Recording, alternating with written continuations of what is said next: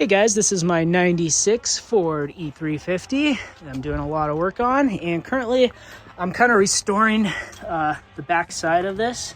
You can see I got all the surface rust stripped off and the differential is halfway done and I need to drop it soon. But I thought this would be a good time to go ahead and do a gear oil service. And it was leaking a little bit as well, so it would be good to reseal this and change the fluid. And that's what we're going to be doing in this video. And this is a Dana 60 with the full floating axles. And it says 60 right there. Be sure to wear some eye protection and definitely going to want some rubber gloves. First thing you want to do is get a nice big drain pan unless you want gear oil all over your driveway, which stuff is thick and it doesn't smell too good. And then you're going to want to make sure you clean it up all the way around the differential cover. I've already done this, so I should be good. You just don't want like a lot of dirt and rust chips and stuff falling in. And this cover does not have a drain plug, so we're just gonna have to remove all the bolts to drain out all the gear oil. And it appears that these bolts are 14 millimeter, pretty much exactly. And I actually just have a breaker bar here, and you could just throw an impact on here and zip them off. However, if they're really rusty, you don't want to risk, snapping them off inside the differential. So it's a good idea to get a breaker bar here, and then you can work them back and forth. There we go. I'm sure these ones would probably come right off without breaking because they're not that rusty. It was mostly just some surface rust on here. Yeah, these are fine. But I'm just gonna pull all the bolts out. Make sure not to lose this little identification strap.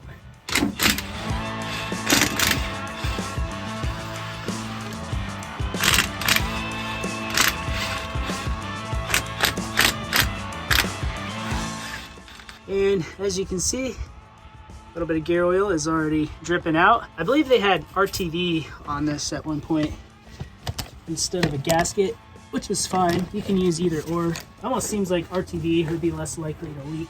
So since it's RTV'd on all the way around, it's going to be a little difficult to remove it.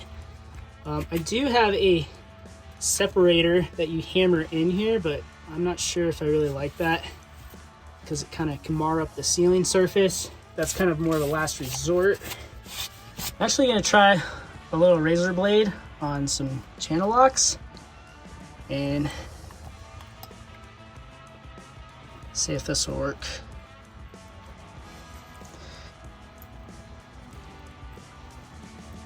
Oh, it seems to be working actually.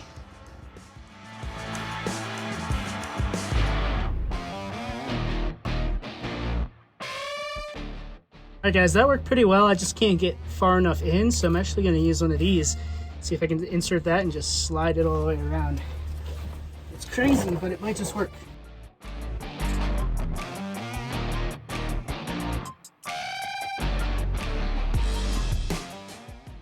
Be sure to hold it because it just falls off.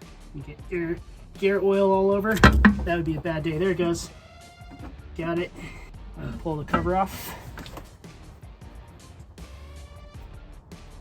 And let it drain. It's definitely dirty, but it's not the worst I've ever seen. It definitely doesn't look too bad in here. I think this thing was serviced before, so that's good. But I want to prevent all of this like RTV junk from falling, down on the ring gear as much as possible. I'm gonna throw some towels kind of in here. And then I'm just gonna take a razor blade and start scraping off all this RTV. We want to get a nice metal sealing surface on there. So it's definitely going to take some time, but it'll probably be worth it. And we'll pull off any RTV chunks like that. That's the one downside about using RTV. It definitely takes a lot more time to clean up and do it right when you want to do a diff service.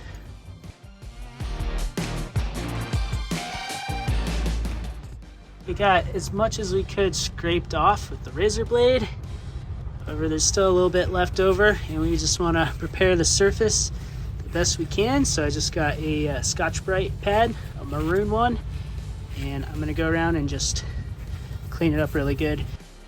All right, so these tooling marks right here seem to be like a little bit raised. So I'm just gonna take a very mild abrasive and kind of just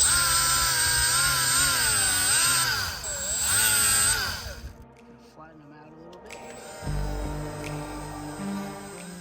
But you just don't want to cause any leakage.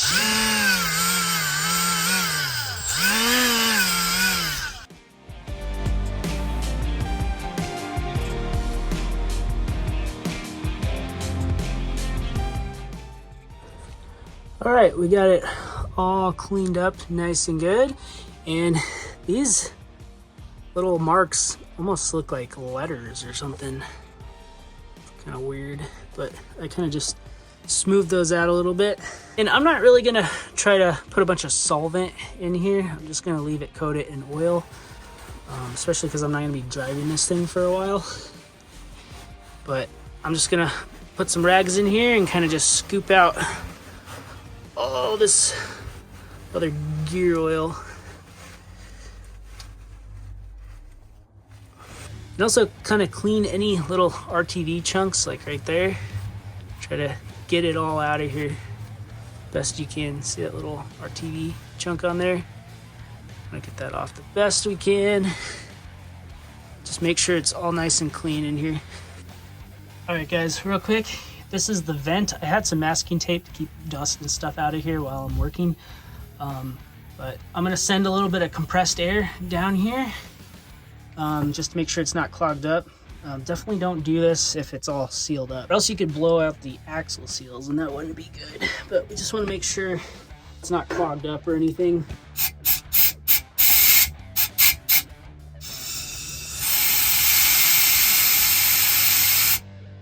Yeah, it's definitely not clogged up. I can hear it and feel it coming out.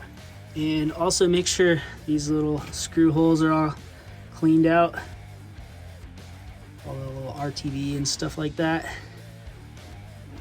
But I'm just gonna use some Q-tips. Make sure I get all the junk out of them. Especially the lower ones, you could spray a little brake clean in them. And blow them out with compressed air.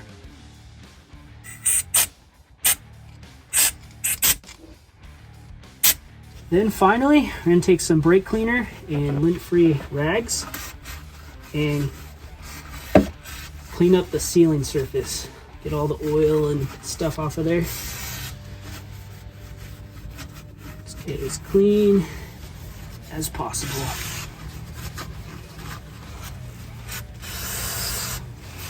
You can just spray it on the rag or just spray a little on there. We get a little bit inside, it's not a big deal because it evaporates so fast. But we just want to get it so the rag comes off clean. And there we go guys, nice clean surface all the way around.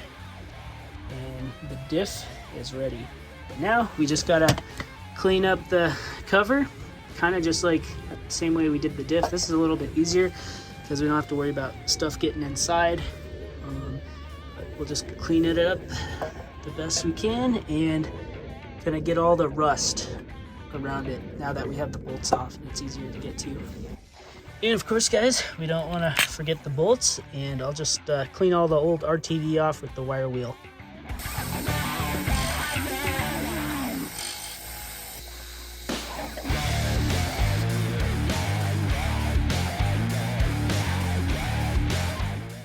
So I got this Felpro paper gasket, and I'm actually gonna just coat it with this Permatex RTV Black. I'm not sure if it's, the best thing to do, but it'll be interesting to see how it holds up. Sealing surfaces are clean and oil-free, and all the bolts are clean as well. And I'll put the RTV on the gasket, and we'll mate it up. Take the paper gasket and make sure we figure out which way it goes on. But anyways, I'll just take the RTV and I'm gonna just coat it on both sides. Probably don't need all that much. Now I'll just line it up, all the holes lined up. And now we can stick the cover on. Get this brake line out of the way and thread the bolts in.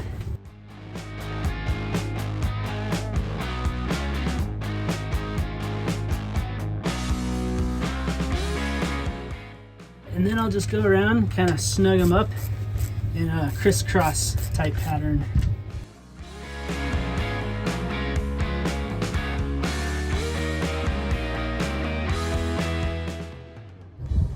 And it says in the instructions, after you snug them all up, wait about an hour before you torque them down to spec.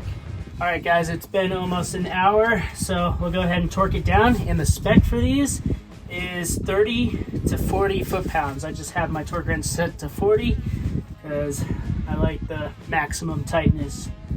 But anyways, we'll go ahead and torque them down to spec.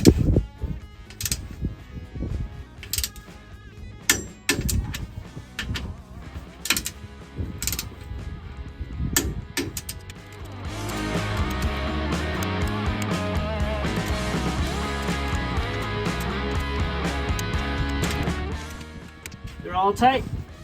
It makes no sense for this gasket to kind of be hanging off, so I'm actually just gonna razor it off.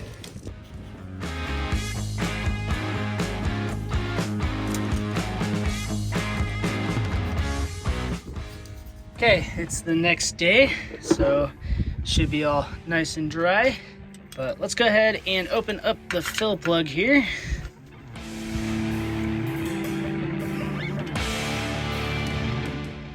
So a lot of times with filling, axles and transfer cases and stuff, you just fill it until it comes out.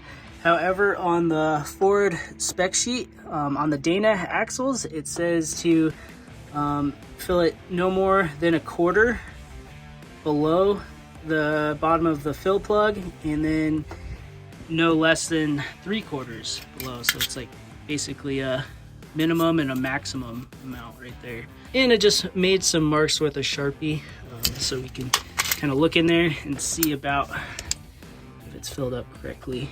Okay, so the Ford spec sheet says to use 80W90 on the Dana 60s. However, for severe or extreme use only, you can use full synthetic 75W140. But I just got this heavy duty high performance Lucas 80W90 gear oil. I like Lucas products quite a bit. You probably can go a little bit cheaper, but I think this stuff is possibly better. And the Dana 60 on this thing takes 6.3 pints. That's a little over 3 quarts, so I just got 4 quarts so I can make sure it's filled all the way. And they've also been sitting in the sun, so they're nice and liquidy. All right, let's go ahead and pour it in.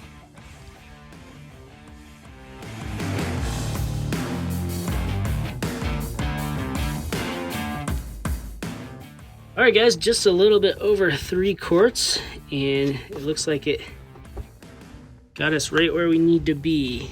It's hard to tell like 100%, but I can definitely tell it's between those two lines. So that should be good. All right guys, I just threw a little bit of RTV on the upper part of the threads, and just keep it from seeping over time.